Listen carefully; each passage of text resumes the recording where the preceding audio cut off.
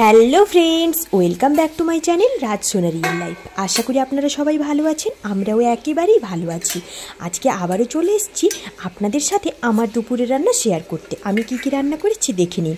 এখানে একটা বড় রুই মাছ এনেছিলাম, সেই রুই মাছকে আলু আর পটল দিয়ে লাল লাল করে ঝোল করেছি। আর আমি পটলের খোসা কিন্তু রাখিনি। পটলের খোসাটা ছাড়িয়ে রান্না করলে কি হয়, পটলের টেস্টটা কিন্তু ভালো হয়। আপনারা একবার এইভাবে রান্না করে দেখবেন, অবশ্যই ভালো লাগবে। আর আমি করেছি এখানে ভেন্ডি ভাজা। ভেন্ডিতে একটু পেঁয়াজ আর লঙ্কা বাটা করে দিয়েছি, এতে কিন্তু দারুণ লাগে খেতে ভেন্ডি ভাজাটা। আর এখানে রয়েছে মাছের তেল। মাছের তেলটা কিন্তু দারুণ বেরিয়েছিল। আর মাছের তেল খেতে আমার অনেক বেশি ভালো লাগে। অনেকেই আছেন যারা মাছের তেল পছন্দ করেন না, আর রাজও মাছের তেল খায় না। ও আমাকে খুব বকাবকি করে মাছের তেল খাই বলে, কিন্তু আমার তো ভালো লাগে, তাই না?